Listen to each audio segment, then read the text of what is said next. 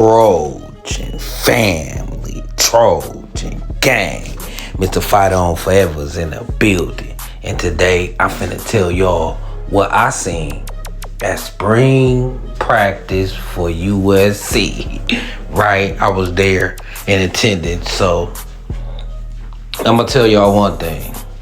No, you know what? This is how we gonna do it. I'm gonna start off with the not so great first. Right? I'm gonna start off with the not so great first, and end this on a positive note, right? Overall, it's great. Overall, I'm gonna tell y'all, we winning 10 games this year. That's the first thing I want to tell y'all. We winning 10 games this year. 9 at the very minimum. I'll be shocked. There's no way we lose. From what I've seen, there's no way we losing more than 2 games next year, right? So the first thing I seen that's not so good is, well, I won't even say it's not so good, is need some work on. Longstreet a ways away. Y'all, Longstreet was out there. He was looking like a freshman. It looked like he just learning the playbook.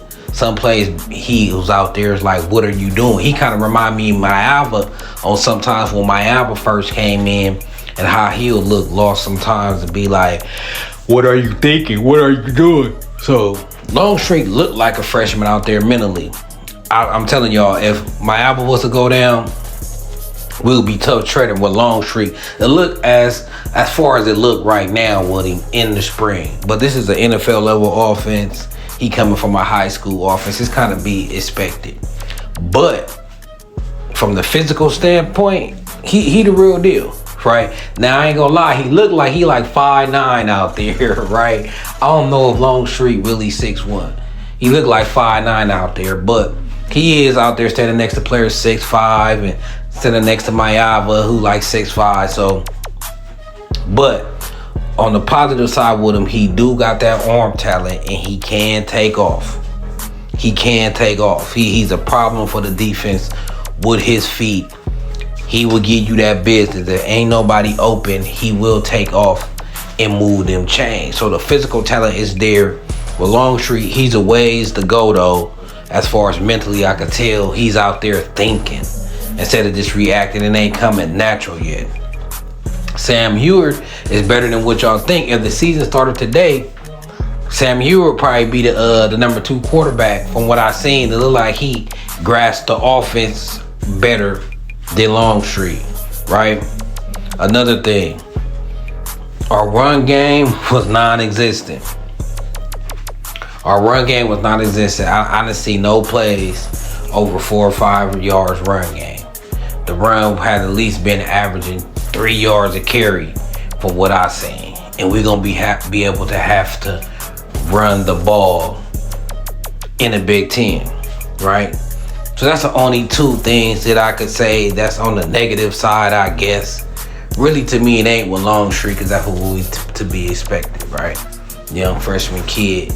But that offensive line could not get no run game going. Even though most of the practice was passing when they was going ones on ones and they was doing their thing. It was mostly passing, right? And let me tell you, Jacoby Lane is going for 15 touchdowns this year. Jacoby Lane is going for 15 touchdowns this year. Him and Jaden Myalba chemistry is off the hook. Jaden Myalba dropping dimes in tight coverage, putting it where only Jacoby can get it. I see Jaden mastering putting the ball where only Jacoby could get it.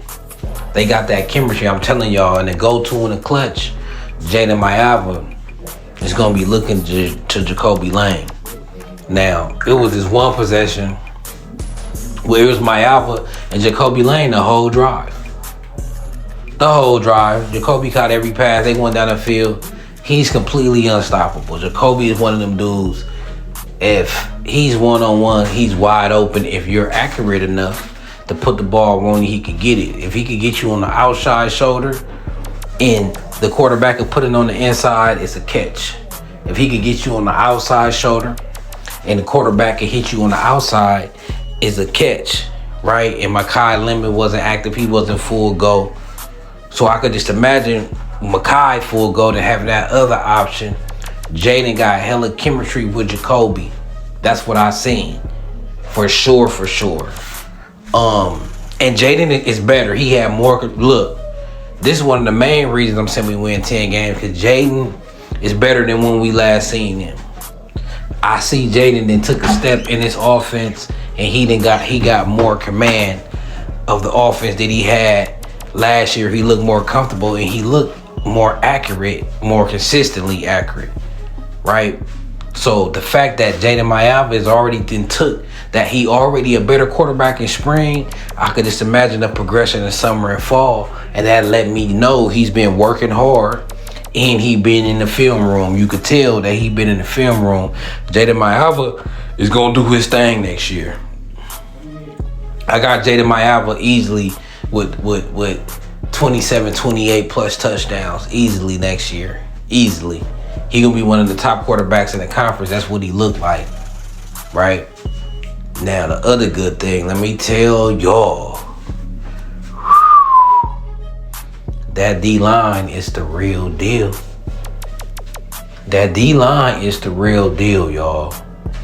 I'm talking about the run game was non-existent. The run game was non-existent, right? Pure domination in them trenches, right? They couldn't dink and dunk either. Linebackers cleaning up, right? The defense playing fast and strong, right? Only thing the defense couldn't really handle was Jacoby. Now I know the offense wasn't at full power with Makai being out, certain dudes being out, right, on the offensive line and whatnot.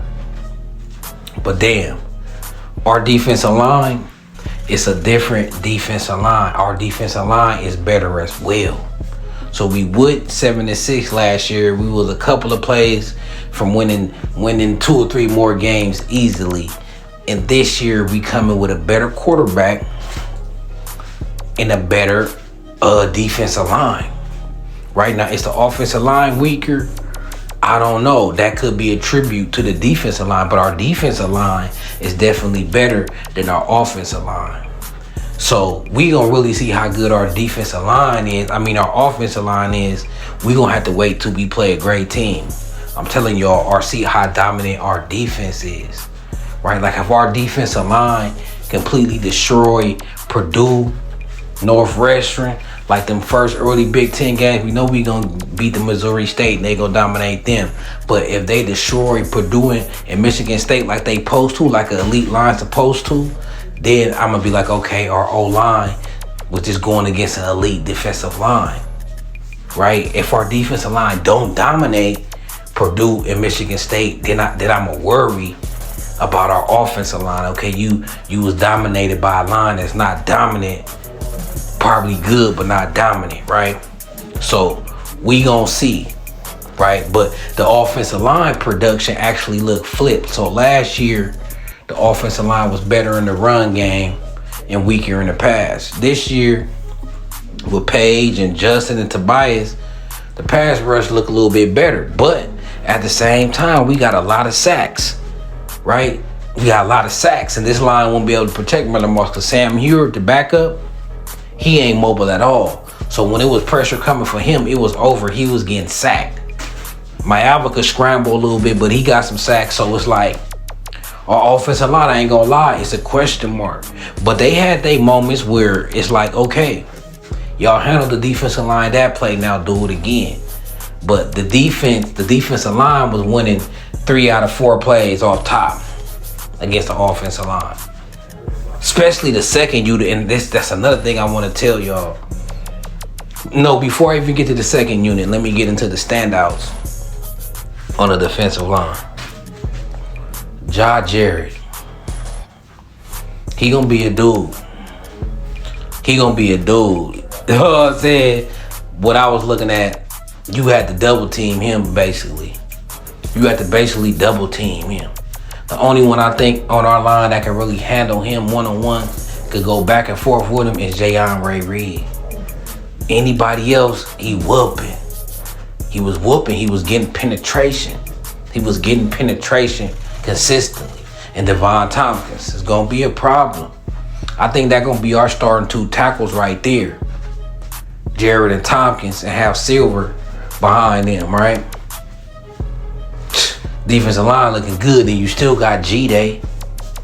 and Carlon. So Jared, Devon Tompkins, they was causing wreck. I'm on record saying that Jakeem Stewart, he only played 10 games in high school. I felt like this was gonna be a red shirt year for him for sure. Gonna have to develop him, right? He raw. I don't expect him to burn his red shirt and play this year. I take that back now. I take that back. That kid is ready. That kid was making plays. It's something about that kid. Something about that kid. He already got that NFL body, that strength. And just him being raw and still being able to make plays, he's scary. He is scary. But right now, just as a freshman and only 10 games played in high school, he already belonged on the field with college players. So I could just imagine after summer camp and fall camp and the season come, this kid is going to be a star. He's going to be a first-round NFL draft pick. He just is, man. I'm convinced. I had to see it in person. Yes. He's going to cause wreck. Yes. To the point the defensive line was so dominant, the linebackers didn't even have to do nothing. They cleaned up, got the little bubble screen, the little dink and dunk. Like, you know what I'm saying? Anything that got past them. But, man, if our defensive line play like this against on the field on Saturdays, our linebackers going to be running free. So imagine Eric Gentry and Desmond Stevens running free with the hard hitter and Jaden Walker. When your linebackers can run free, that's when they can bring that wood, punishing wood, and create turnovers and havoc, right? And then our secondary, let me tell y'all, Brandon Conley is the truth. And he's the future. He's the best pure cover corner on the team. I'm telling y'all, our second team defense, this is what I want to tell y'all and why I'm excited. Our second team defense was just as good as the first team. They dominated the second team offense. Like, our second team offense ain't even close to our second team defense. I think they scored one time, I think. Besides that, our second string defense, I'm talking about Conley out there locking. Ruben was out there laying wood.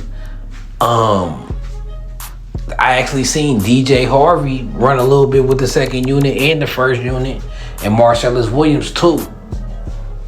Right? I'm hearing they might want to use DJ Harvey at nickel as well. Right? He was playing with the first and second unit. And with the second unit, he was playing nickel. Right?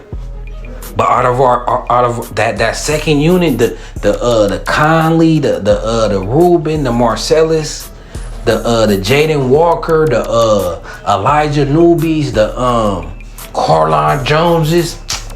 Man, look, basically this is what I'm saying. That last year recruiting class, not this class that's coming in, the last year recruiting class with Cam Fountain and them boys, they didn't came up. Them boys, that class is gonna be special.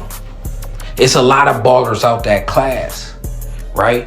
Jaden Walker, Isaiah Rubin, Braylon Conley, Carlon Jones, Elijah Newby. All them kids was looking good. All them kids was looking great. You know what I'm saying? So the future is very bright, especially for that defense. Like our second team defense, will be a competitive defense for any college. How they was looking. Now mostly they went against the second unit, but it was the same intensity, it was the same speed, and dare I say, our DBs look a little better. You know what I'm saying? Especially if you look at what class they in. Like when last year's class, the kids they're gonna be freshman redshirts this year and sophomore this year. Last year's class, that class is looking good, y'all. That's all I gotta say. That class was looking mighty excelente. Mighty excelente. So Man, I could tell y'all for sure. The defense, this is what I can tell y'all for sure. And then y'all add this to what the team y'all seen last year and take it for what you gonna take it. This year's team, defensive line is better. It's a notch better. It just is. And Lucas ain't even out there. Right? And Keyshawn Silver wasn't full strength. And without them, this defensive line is better. So I could just imagine when they get in full fold, the defensive line is a notch better. The linebacking core is more athletic, more fast, more dynamic for sure. They can run.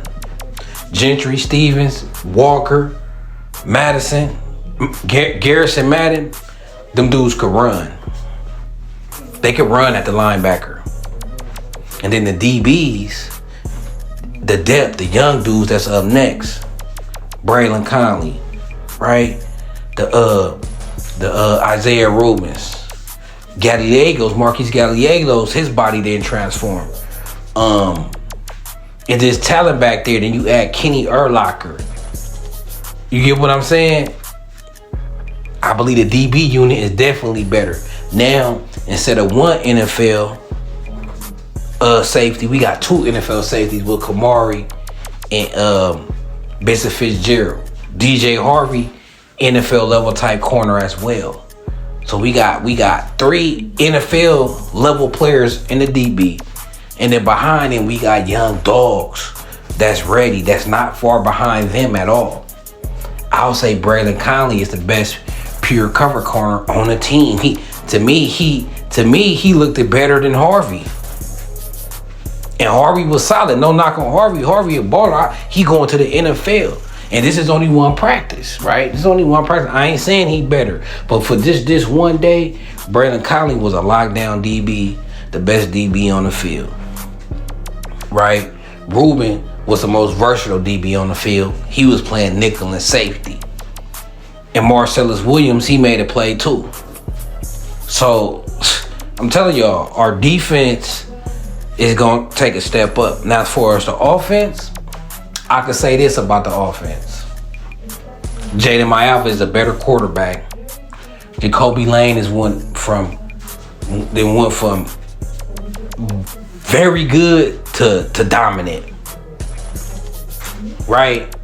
Run game need work. Pass blocking look better. Run game look less than it was last year, but this is only one practice. So for only one practice, our passing game gonna be better next year. Our running game gonna need to work. Our defensive line gonna get sacks this year. Last year, defensive line didn't. Our linebackers more speedy this year. Last year wasn't.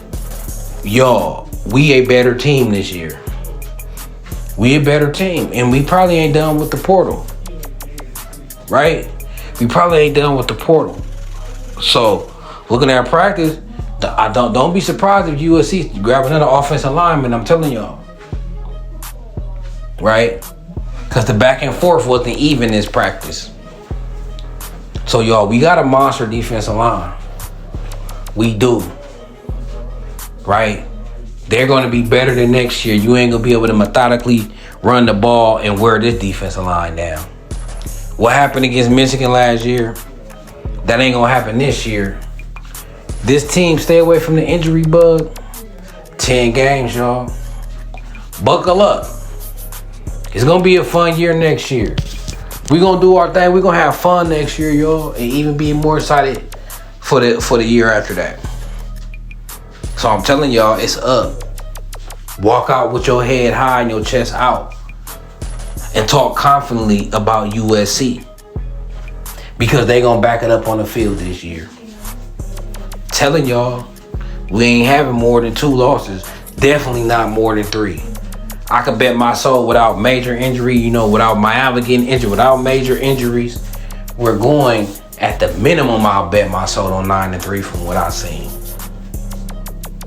Right? And even when Jacoby was making his plays, the DBs was right there.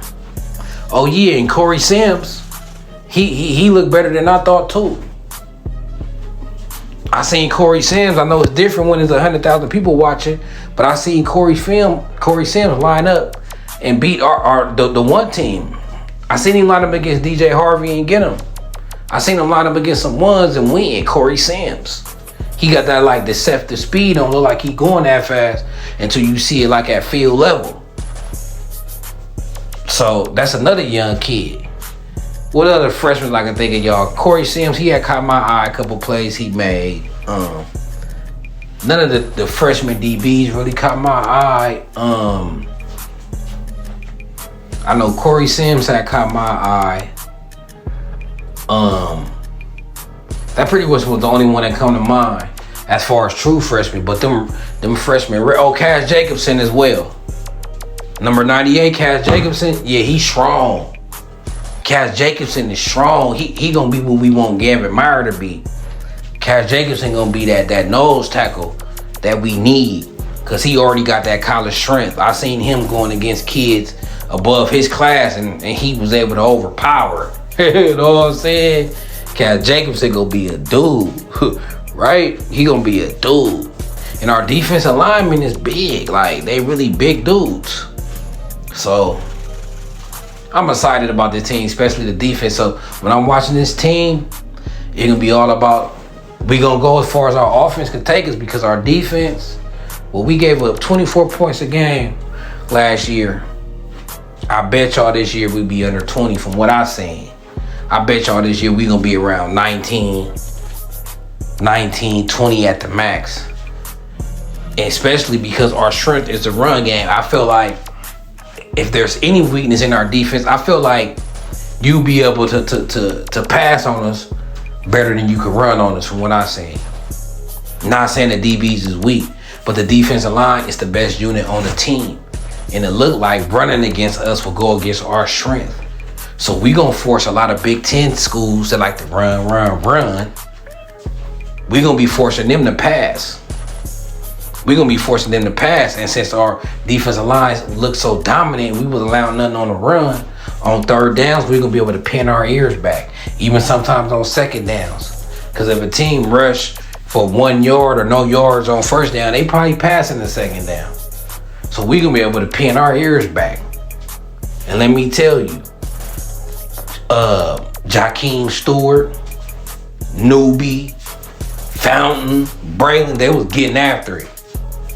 They was getting to the quarterback. You know what I'm saying? So that push up the middle, that's what I'm saying. It's like, that's what this defense been missing for a while. Even when we had Tui, we've been missing that wall in the middle that you got a double team, and that's gonna always get penetration and not let the quarterback step up in the pocket.